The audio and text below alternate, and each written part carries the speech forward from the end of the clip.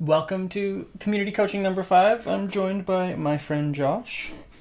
Excellent. Hello. Hey, stream. How's it going? Wait, I have my thing turned on as always. Welcome to community coaching number 5. You shouldn't I'm have that actually turned the on. biggest troll. Hello? Where is it? Dashboard! Get out of here! Okay, there we go.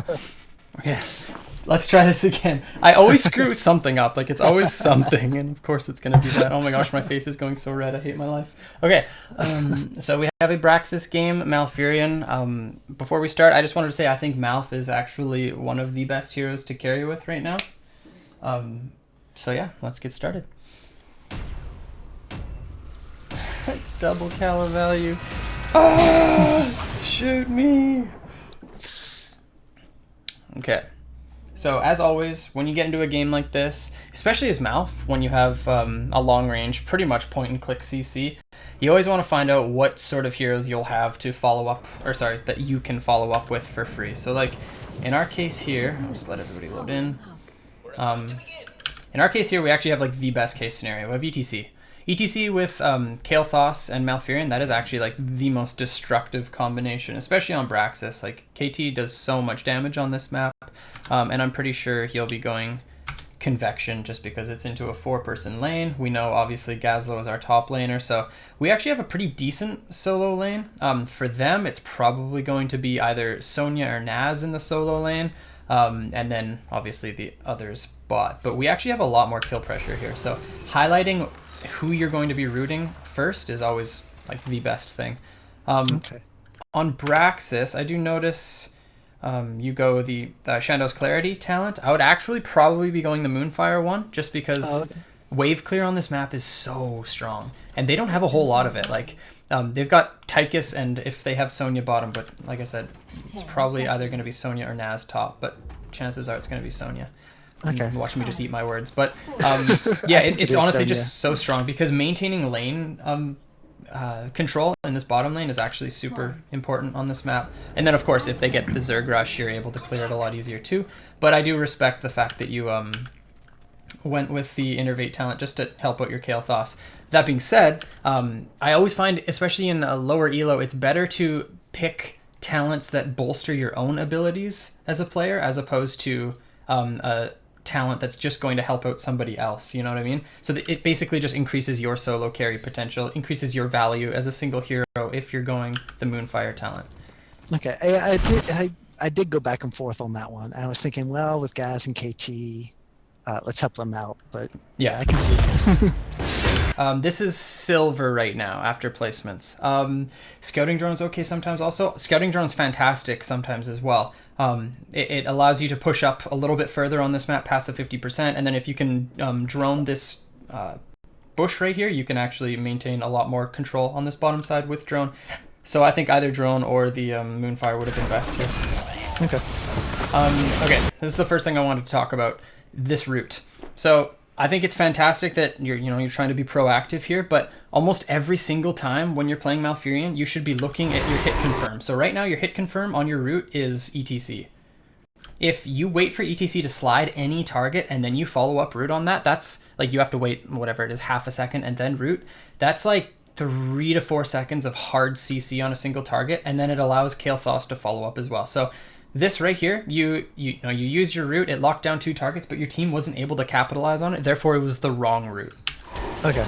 And we see like ETC posturing up, he gets a slide right here. We would have been able to have a 2-person route on those same targets, but we actually have follow-up potential here. Okay. So Zarya had just used her shield without any CC going onto her, so she's a dead target right now. Like, she would have been rooted here, knocked up, like lots of damage going out onto her.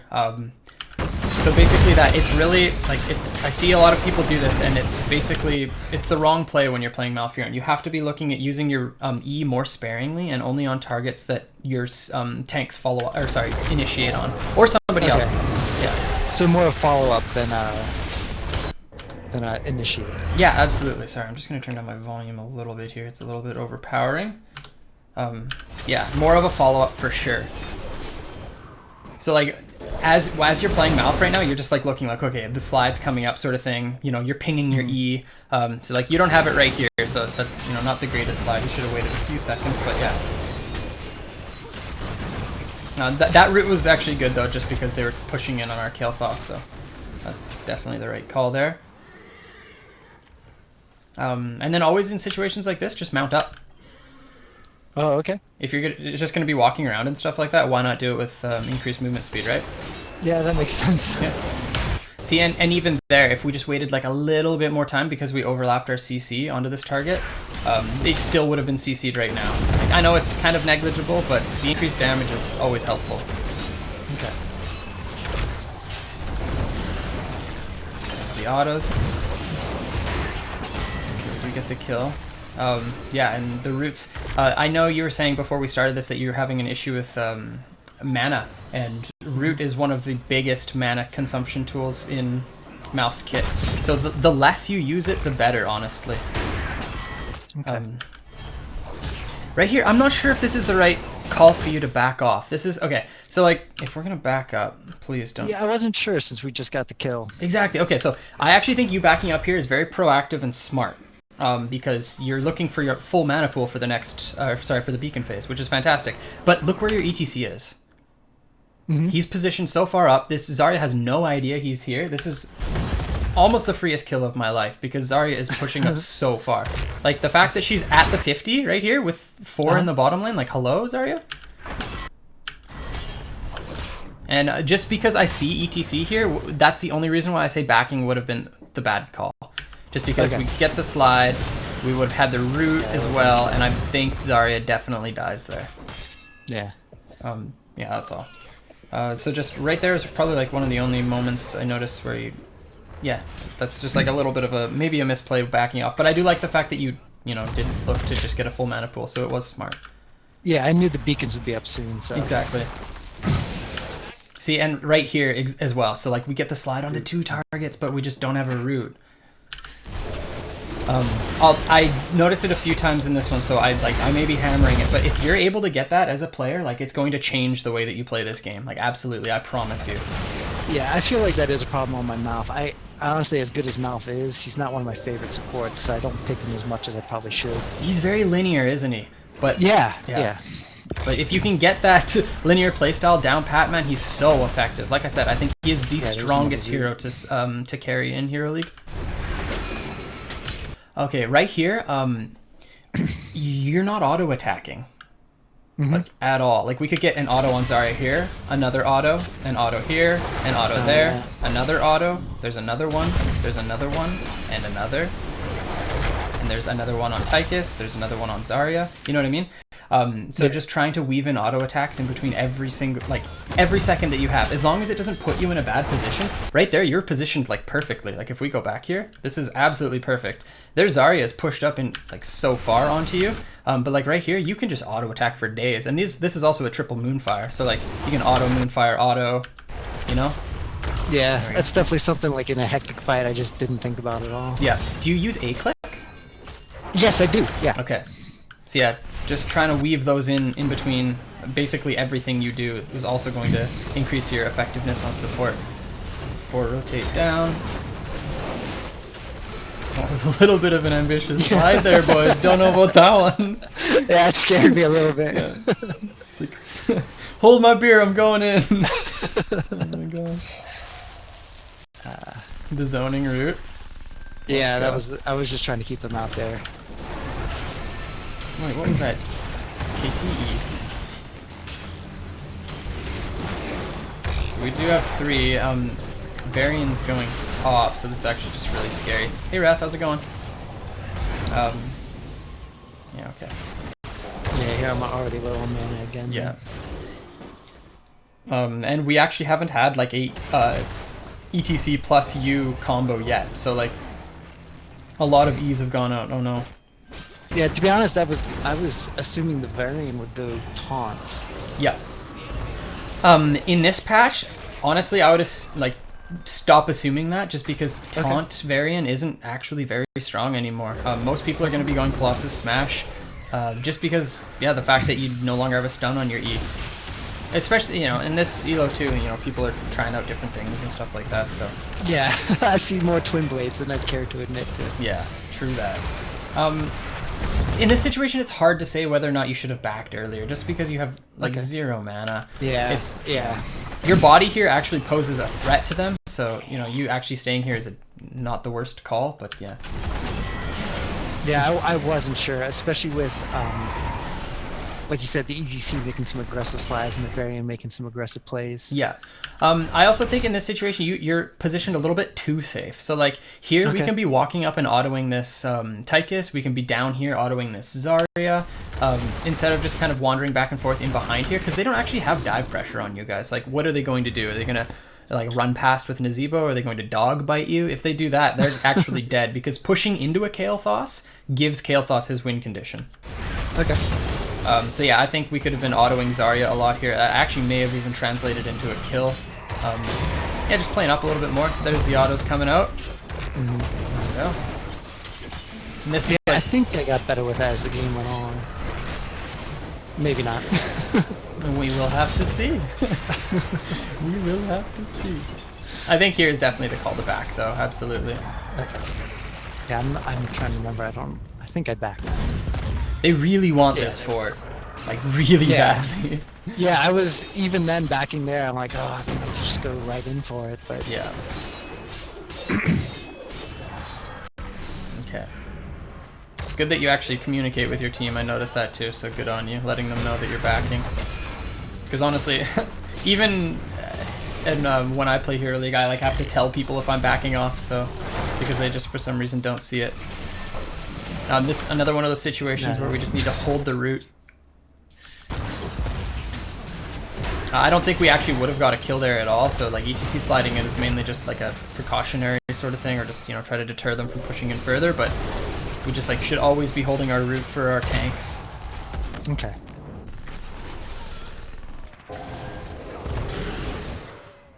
I feel bad for that Gazlo. He had no idea what was going on. Yeah. Poor dude. Just doing Gazlo things. Yeah. Gazlo's a decent pick onto this map too, but he's just having a rough time. They keep rotating too and killing him, so this is a good choice to go for this camp. So right now we're in like a sticky situation because they're going to hit 10 for the next shrine, or sorry, for the next beacon phase. So either we have to force a fight on them right now, or we have to concede the next beacon. So like I actually think all of this whole 4-man walking bottom right now and clearing this and pushing in is the right call. Okay. But right now we kind of just like split. Yeah, that's definitely the kind of thing like, alright, they clearly wanted to do the camp, so. Yeah. Grabbing bottom camp was great, but I think you walking top here is hurting your team more than anything. Okay. So we actually had a free clear, and they're kind of like, pushing every which way. We've got Gazlo top. They can't actually push in that far against a Gazlo. Yeah, I'm trying to remember why I went up to the Gazlo. I'm honestly not sure. See, this actually would have been a massive push here. And they have one down too, so they can't even fight you with their 10s. So yeah, do you, I'm not sure how much attention you pay to levels and stuff like that, but if we see them almost hitting level 9 like that, like when they're halfway there, we have to sort of make a decision, because we know that these beacons are going to be coming up. So it's either you force a fight on them, you force structures somewhere, which means they have to come and fight you in order to stop you from pushing in, or you concede everything, which is usually not the right call, because you have to make fairly risky decisions when you're behind like this. Okay. I wanted to... that's definitely something I can improve on, is watching levels. And, yeah. Also, did you go Mule just because they didn't really have any form of hard CC? Yeah, pretty much. Yeah, I didn't think I needed the cleanse. Okay. I think that's actually the right call here. I don't think you need the cleanse. I forgot to use Mule sometimes. I could have though, but yeah. Yeah, the thing I know I did, I usually swap Mule over to 2. I think I went, whatchamacallit, Shrink Ray. I forgot to swap that to 1, and I think I hit Mule by accident a couple times. It's all good. Those are the sort of things I don't really have to comment on, because you know that, yeah, that's something you can work on, obviously. See, and this is the sort of situation that you always want to avoid, right? Because beforehand, we had an option to force a fight before they hit 10. And like I said, the only options we had was either force a fight before they hit 10 or completely concede the objective. And what we did was we didn't force a fight before 10, or we got one pick, which was fantastic, but we didn't get any structures off that pick, which means we didn't get any more experience to close the gap. But then we didn't concede this shrine, or sorry, the beacons. keep saying Shrine. So yeah, us fighting here is just like literally the worst choice you can make because it's an 11-9, right? We lose that fight every time. Yeah. So if much I knew. just ping everyone back. Like right now, if I were you, I would legit just be walking bottom lane and clearing this wave. Okay. Because if they die up here and you're up here, you're probably dead too. But it's better that they die all up here because this is they're not going to protect this very well. Like you basically have to concede this. Like we can just walk bot and like safely get the wave, walk bottom, get this other wave, look for 10, and then look for a fight. Okay. I'm always hesitant to split like that on support. I know I am too, but sometimes it is the right call, especially in situations like this, because you're going to lose this fort anyways. Okay. It's not like you being here is doing anything for this team. If anything, you're just able to maybe get a root and save one person, but yeah. If someone was bottom wave or lane right now, we would have gotten 3 full waves, and you guys would be level 10 by now. Okay. So I'm not saying this is necessarily just on you, just like if you're ever in this sort of situation, we need to be looking at closing that experience gap. Okay. Yeah, it's definitely something as support I'm just never sure on. Yeah. So, you know, like all these minions are crashing into bottom wave, or sorry, the bottom towers, and we're not getting any value off of it. Nice. Okay, so now we get a kill. It's basically either you clear or you force a fight. But the team doesn't look like they want to force a fight. This Naz is pushed up so far. Yeah. So again, we're in a very similar situation.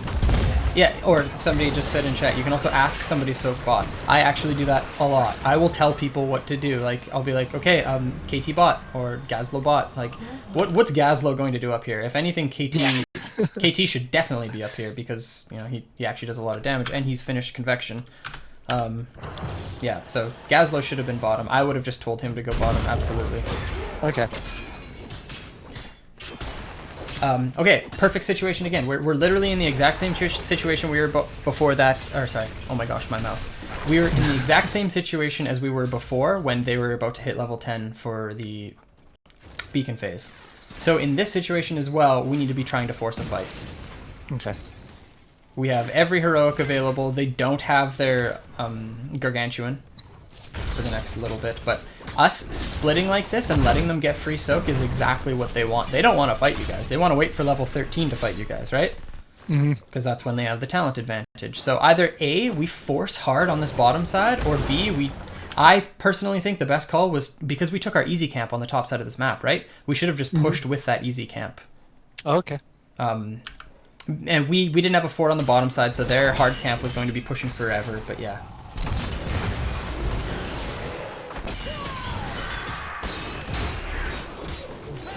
And now they're 13, so we actually just have to walk away from this fight. So missed an opportunity there as well. Yeah, I don't think this ends well for Varian here. No, he definitely just got ruined by this Sonya. You interrupt. Yeah, this is awful. Gazlo has no idea what's happening. Okay, to further talk about taking this top, or sorry, our easy camp and pushing top, Gazlo has no idea what's going on. And if we're playing with the Silver Gazlo, we can usually assume he's not looking at anything except for his turrets, his W cooldown, and his lane. He doesn't give a shit what's happening elsewhere on the map, excuse me.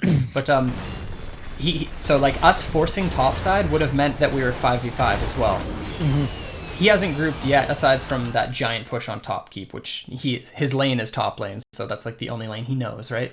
Yeah. ETC actually lands a God Mosh. I was gonna say, look at that Mosh. Yeah. Who's really good. But yeah, this is to further talk about that point. I think pushing top was absolutely the right call here. After we got our easy camp, just let bot push in. Honestly, our keep wall is going to protect it. Yeah, it's difficult to get your whole team on the right page there, but if you're communicating with them, I actually do think they'll follow up. I've had a lot of success in here, like actually just communicating the right strategies to my opponent, to my teammates. Yeah, that makes a lot of sense, and I really didn't this because I was supporting, so I was kind of letting the tanks make the call. Yep. All right. Similar situation again that we were in before, because they're looking at closing to 16. Basically, all we're looking for here is our 13, and then we need to force a fight again. We're so far behind, we have to force a fight so that we can get some structures to try to equalize this experience. Plus, you get additional experience getting kills from behind. So, Varian here, forcing a fight, that is absolutely awful. Like, there's no way he should be doing that. Yeah, we can clear this bot wave. Yeah. We need to clear bot and then just look at maybe trying to get one pick or stalling on one of these beacons so that we can get 13. But they're, grabbing both. Okay, this is perfect. Lots of support shot call fits the role well. I completely agree. You're able to stay back, watch your mini-maps so much, and analyze cooldowns, rotations, etc. So this is actually like such a perfect situation. They have we just saw, what was it, 3 of them on the bottom side because Varian was down there. And we see two of them right up here on our camp. Like, this needs to be a hard engage. Varian goes in, he's on the Naz, this is good, he gets a kill. Here again, let's weave in our auto attacks, right? Okay. I think a little bit even too well positioned, like too safe here. Too safe. Yep. Yeah. Okay, so we got our 13. This is absolutely perfect. Like, this is exactly what we need. We just 50'd the shrine. This is legitimately perfect. This is the best fight we're going to get for the rest of the game. Okay. KT is a little bit far off here. It is actually a fantastic route. Your heals are going out on the right target. So here you need to be walking down. Okay, this is good. Okay, so again, we need our auto attacks going in on this Tychus, right? So here's an auto W, auto. Yeah. Auto. I did not get and he's dead. That. He's already dead, right? Yeah. And you would have been walking back this way already. I think I do get him a couple seconds later, yeah. Yeah, okay, but okay, this that could have been a live key. Yeah, this is actually perfect. So those auto attacks we weren't weaving in actually almost, I would actually say cost us this team fight because you still would have had your E, and Gazlo wouldn't have died. Yeah. Yep. Gazlo wouldn't have died because your E would have came out, Sonya would have got slowed, the mosh pit would have stopped, your heals would still be rolling. Okay, that's absolutely perfect. Okay, that's the tip has come full circle. There we go. Yeah, I'd never noticed how little I'm autoing there. Okay, I also noticed this. We're not picking our talents right away. So like you're almost 14 yeah. and you just select your talent there. Also, a shrink ray. I think it's tenacious root for sure here. Oh, okay. Yeah. Shrink ray. I actually almost don't. I think it's almost never the right choice on that. Oh, okay. The root increase range and the root duration is actually just insane. Okay. I think my thought was the Sonya there. Whoa. What about her?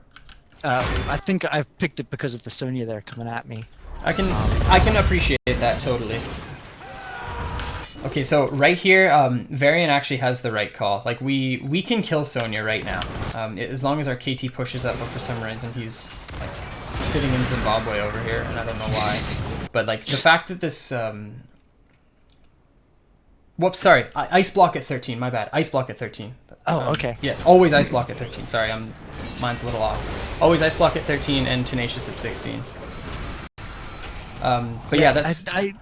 I've hesitated to go ice block because I feel at my level, all right, I ice block, nobody comes back for me. Like that's the end of me. But like you don't get caught out. Like you're always positioned really well. So like if anything, if you do have to force your ice block, that means that the enemy is out of position. Okay. Right? Because like you actually, I don't think you have a problem with positioning at all. Like you haven't died because of positioning once this game. Have you even died once this game? Once, yeah. Okay, yeah, I died once. Yeah. Like you're actually positioned super well. He drops the mule. Let's go, baby. That's what I was talking about. I went for shrink ray. Yeah. That's so funny. I love it. Okay. I normally swap that to 1, and I don't know why I didn't this time. Dang it. Yeah. Okay. So yeah. The Sonya definitely needed to die there. She was by herself 1v4 and got a kill. So I agree with Varian. Life Seed and Full Moon Fire are viable in Hero League. Life Seed is, I think, mathematically one of the worst talents in the game.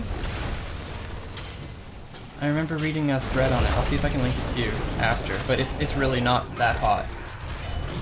I'm a master support and I almost always go lifesteal. Interesting. Okay. I personally don't. I love the root talent. Oh snap! Called out.